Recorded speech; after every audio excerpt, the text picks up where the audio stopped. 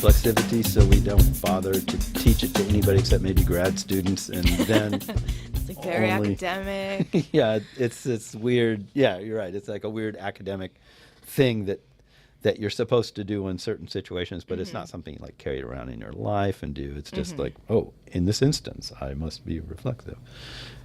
Is it cultural, do you think? Oh yeah, I mean, I think it's American, Oh. culturally American, Okay.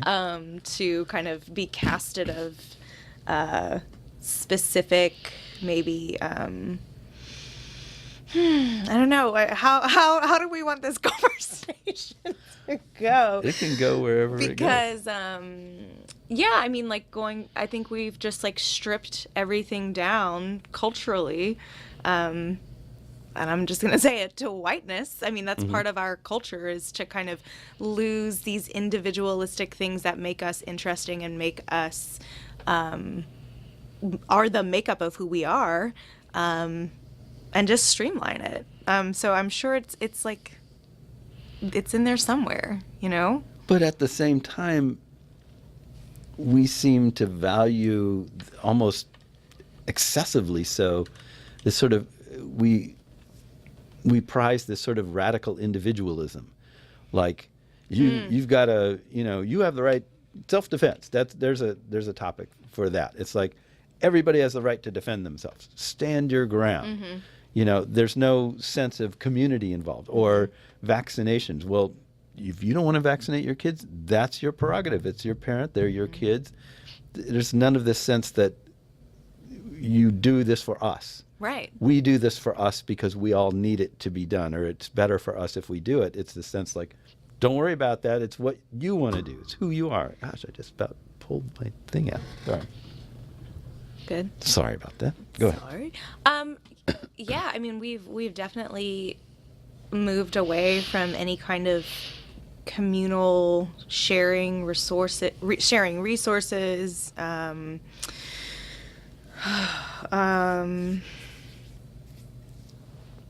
I think, and within that, yes, it's like, it's an individualized culture, but we're also like fed and sold what that individuality is. Like, it's not through knowing and having ties with who we are ancestrally and with culture. I mean, it's like a ghost of a person at that point. It just becomes like we've, in a way, in a really morbid way, now that I'm thinking of it, just kind of feeling like a construct. Yeah, just like a construct of a person in a way. So I can tell you're an individual because you have unnaturally colored hair. It's purple, and you've stretched your earlobes down to your shoulders, and you've got a septum piercing or whatever that is through your nose.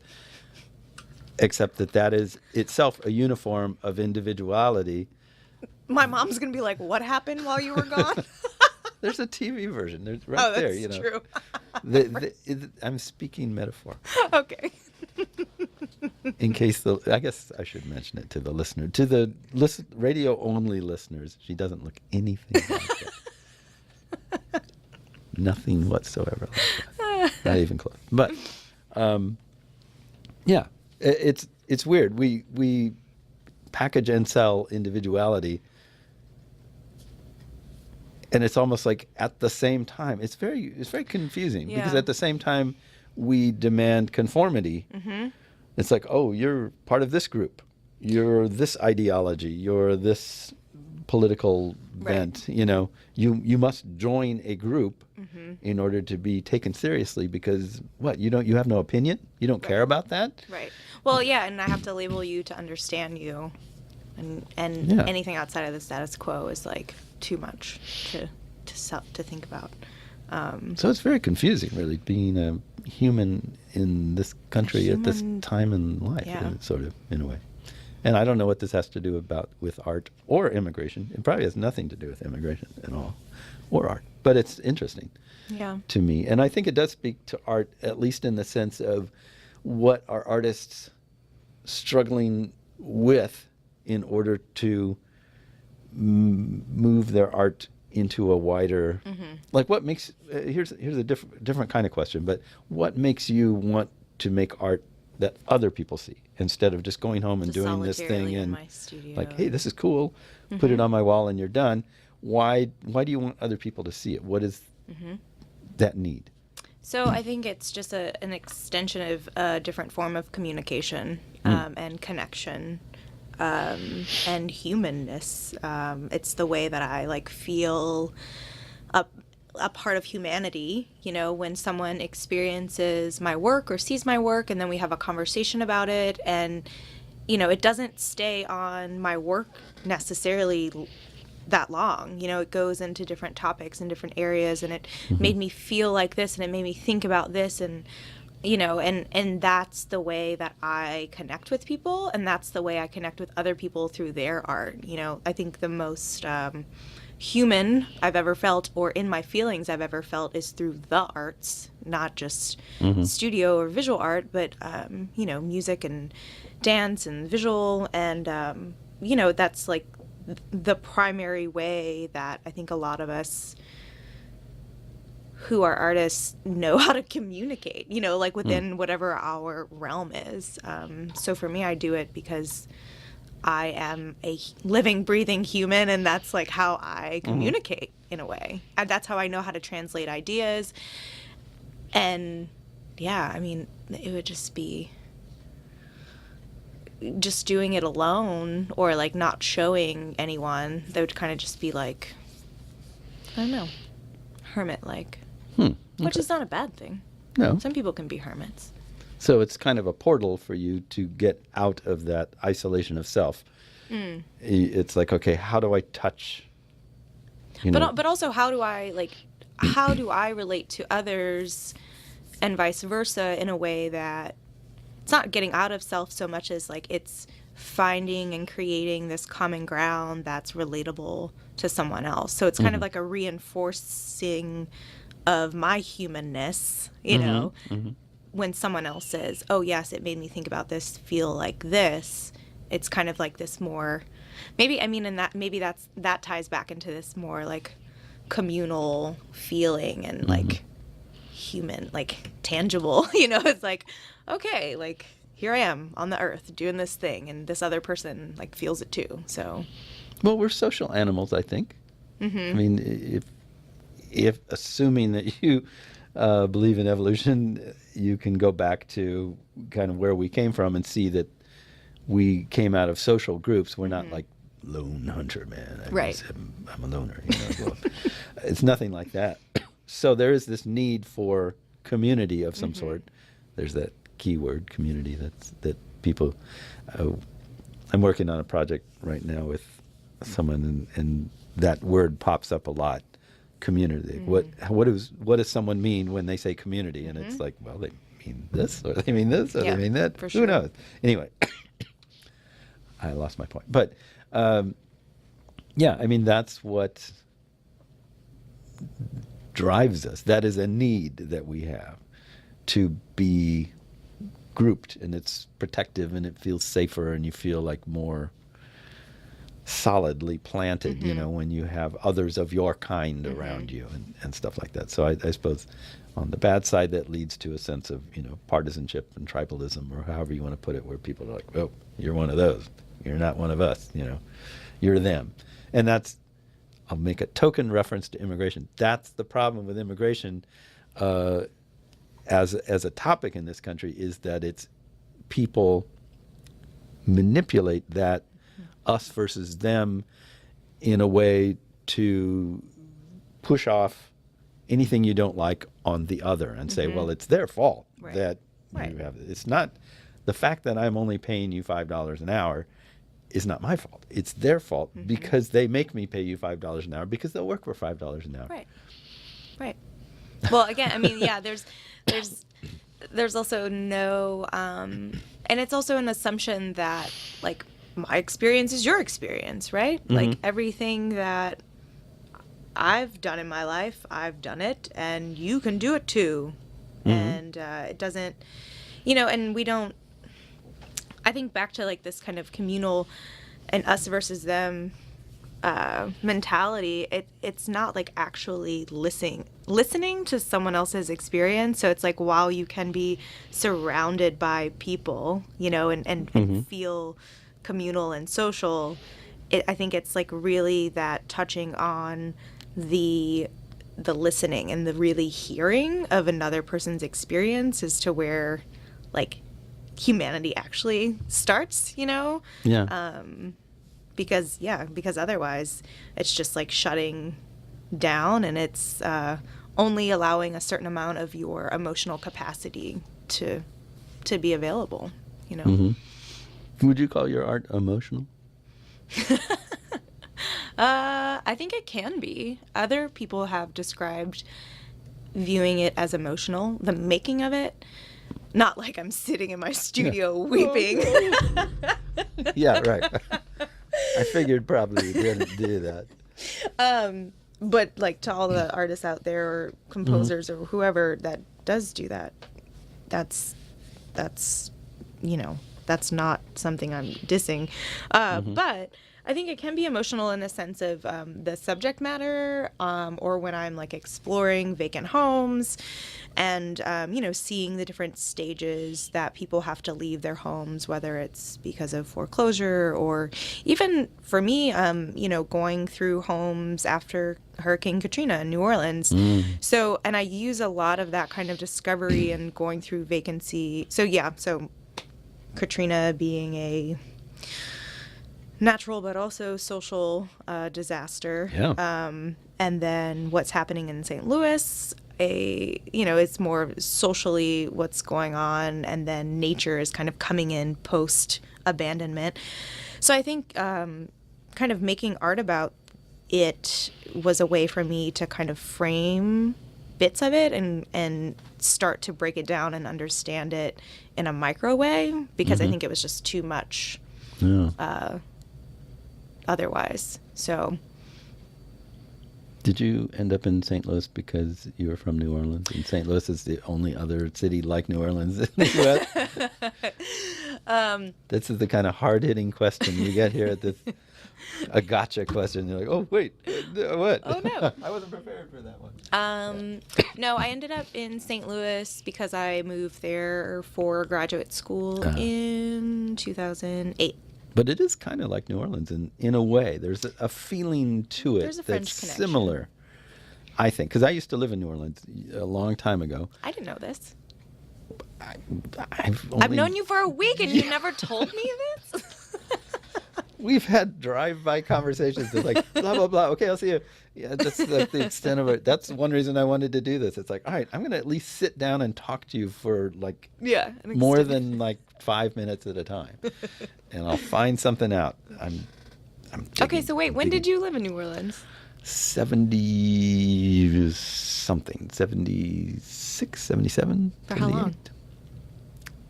2 years maybe. Seafood lover? Am I a seafood lover? Yeah. Oh yeah, but no, I was a musician. Most of my life nice. I've been a musician, and so I forget how I ended up there, but somehow a band I was in got an offer to play at a club in New Orleans. We were traveling around, and we ended up in New Orleans, and then the offer opened up to like, well, you can be the house band here. It was a place called Good Time Charlie's on the corner of Cantai and Burgundy. Do you know where that is? I know in the where French quarter? Burgundy is. Cantai. C-O-N-T-I? Yeah. Yeah. I think that's how you say it.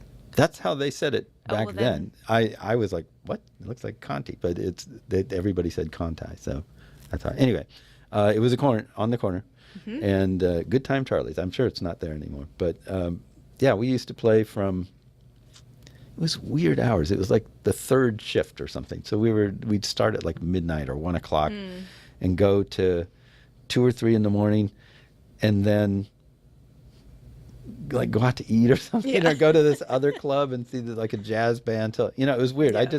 The whole time I was there, I would see maybe an hour of sunlight a day. I'd get up, it'd be about 5 o'clock, and bleary-eyed walk around. I'd get some breakfast, and then the sun would go down. And that Do it was, again. yeah, it was a very weird life. Yeah. But back then, this is way back, obviously, it was a very interesting thing for like a teenager, which I was. I was like 17 or something at the time. Yeah, it was just a really interesting life. I felt I had one of the biggest epiphanies of my life, which sounds meaningless. Every time I tell people, they go, oh. But for me, it was like a really transformative thing, because I had kind of too much sharing here. Sort of a troubled childhood. I had a hard time when I was young. So I was sort of a miserable kid, you know. And that's one reason why I was off on the road at such a young age. And I remember one time specifically, this is just really weird. I was sitting in a cafe or something on Bourbon Street or around there somewhere, one of the mini open air kind of cafes. Just feeling sorry for myself, just going, you know, I thought this was going to be so cool and it's not, and, you know, one of those kind of things, teenage angst. Crowds of people, just lots of people. And then out of nowhere, this guy walks by. And it's like, you know how in movies they sort of force your attention to the star? And so even when there's like 100 people, you're looking right at the star. And everything, that's what it was like. He was as different from everybody around him as like a white swan and a bunch of crows. You know, it was like he just totally stood out. He looked like a movie star, and he was just walking down the street. He just walked by, and I just watched him, and I thought for that moment I felt like I was in a movie. Like I'm in a movie at this moment. I'm in a film, and that was the movie star going by. You know, it just had this weird feeling, and it just started me thinking. 1 minute before, I was just miserable and feeling like nothing was going on and there was nothing cool about my life. And the next minute, I'm in a movie. And nothing actually happened in between those two moments. So it was all me. It was my feeling about what I was doing that changed. Yeah. It wasn't what I was doing. And that taught me something about life. At least at that time, it was kind of a big deal. I learned something about like, hey, it's how you experience things is how they are to you. Right.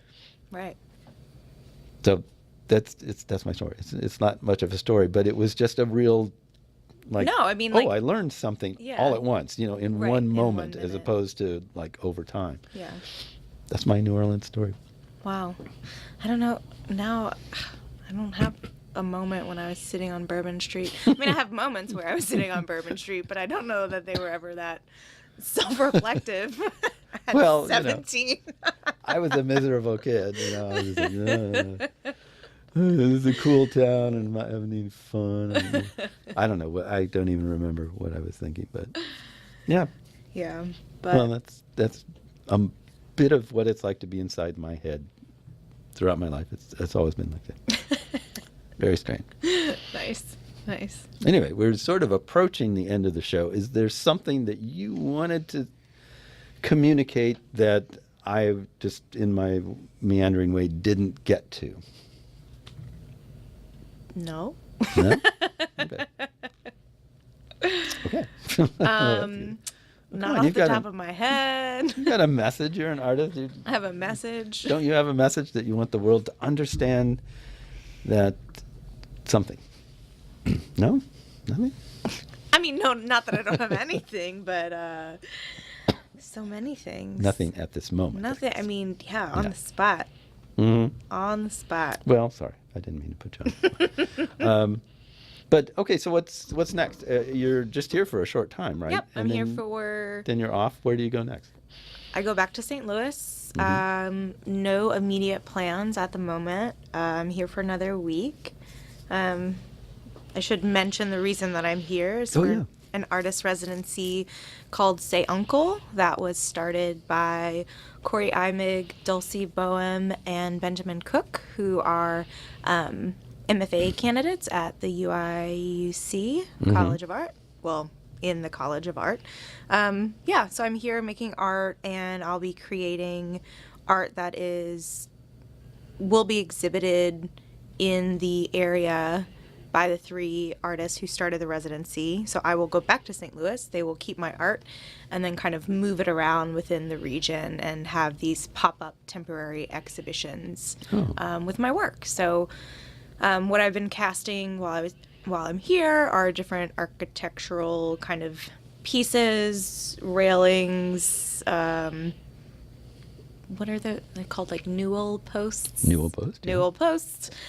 Different odds and ends like that from homes, from objects that came from homes in Champaign-Urbana, and so those will be on display as I'm working on them after I'm done.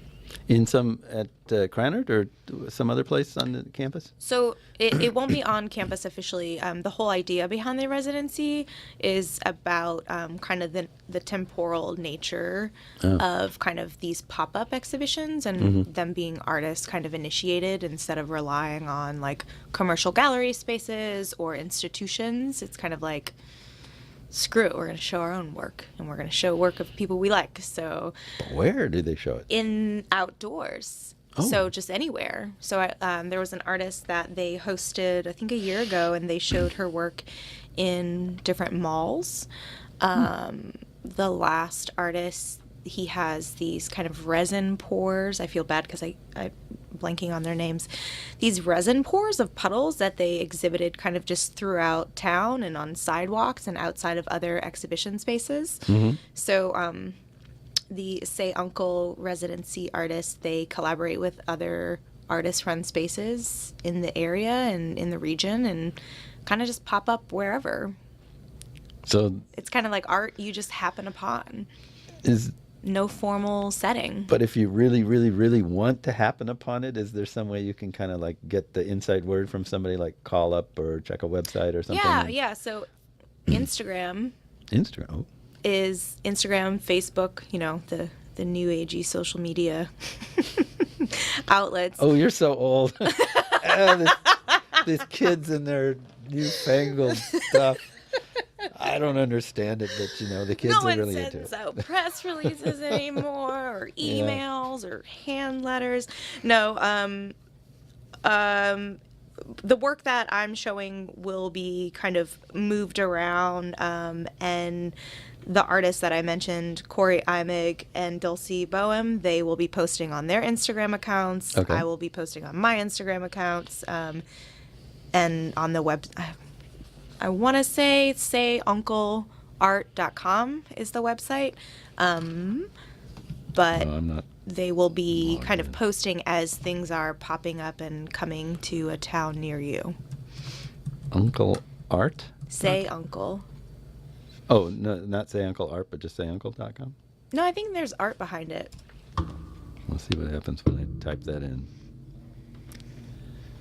It doesn't look good. No, it doesn't look good. Nothing's happening. Well, it's definitely on Facebook. Say Uncle Art on Facebook. Maybe not on website in the www world.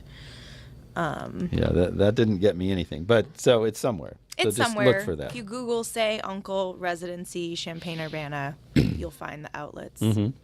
Okay. Well, that's good because I would like to see it Yeah. at some point. For sure. Rather than just a photograph of it. Yeah. So, I forgot what I was going to ask. Something you said spurred some thought. It's gone. Talk about ephemeral right there. That's Yeah. just Just everything. faded gone. away. So, like, do you have like a, how do I put this? Like a goal?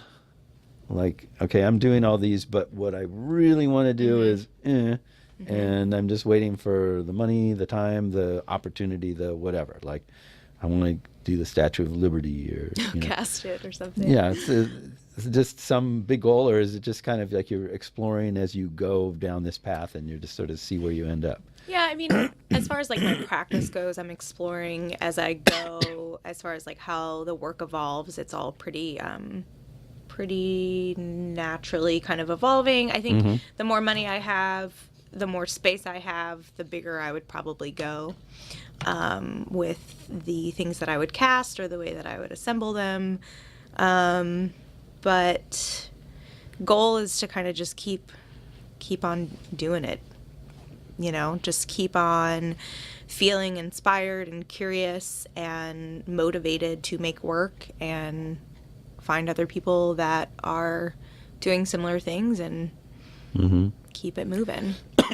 Have you ever thought of using human parts in your stuff, like different cast- sized hands or feet, like on a walkway, or something to Yeah. just give you a sense of, or to even play with like a tiny hand on a big thing, or something that kind of like challenges your sense of like what it would be like to interact with that thing, or is Yeah. that too Well, literal? I think the human body is too literal. I think Okay. using like architecture and things that reference the body is like kind of more my style. It's a little bit maybe more poetic.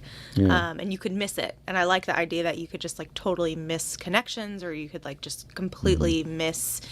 I did an exhibition in St. Louis a couple months ago and casted a brick wall in the interior of a gallery, and exhibited it just kind of mirrored. And so many people just, it totally went over their heads that it was that wall that it was next to that was Oh. casted. And I loved that. And there was a friend who was kind of just like, but what if they don't know when they leave? And I was just like, that's okay. Like, I don't think us knowing everything is what it's about. It's more important to leave kind of the open-endedness of the discovery and the chance of that discovery. So, yeah, I think just the possibility of discovering something. And I forgot what the last question was, but The last question was about using human parts in your work. I feel like that's like a residual. You have to ask something like that after Halloween. We're still Yeah. kind of Well, it's creepy. It's like Well, I mean, I get that you want each individual to sort of experience it in their own way, their own reference or their own relationship Or to that discovery of it. thing. But I'm always thinking of just different ways of saying the same thing. Sure. You could say it. So you could also say that through showing the relationship in some weird way. Yeah. Or, turn it inside out. So, because it's already kind of inside out. it is. You're inside, taking it a for sure is inside out. positive and turning it into a negative. Yeah. Not in a good or bad sort Right. of positive way, but yeah, you know what I mean. Anyway, so we've run out of time. But I want to thank you very much. Your website again is CarlyTrosclair.com, CarlyTrosclair.com. That's good. Thank you. Instagram, Carly Trosclair Studio. Really? Yeah. That's so weird. Why? It's the same name. Well, I know. I was like, what name could I use on this other social media platform? How about if I use my own name? Okay. Keep it easy. Right. Well, you have been listening to, believe it or not, CU Immigration, otherwise known as Art Talk, here on WRFU-LP Urbana 104.5 FM. We appreciate you tuning in. Usually we talk about immigration at this time, and we will again, but this time we didn't. And that's just okay. It has to be okay because that's what we What we did. did. So I thank you for tuning in. I thank you very much for coming. I appreciate it. I know you're really busy right now and you don't have a lot of free time here, but it was really kind of you to share some time with us and speak to the listeners about cool stuff that they hopefully will get to see someday. Yeah, thanks so much for having me. It was Thank fun. you. We'll see you later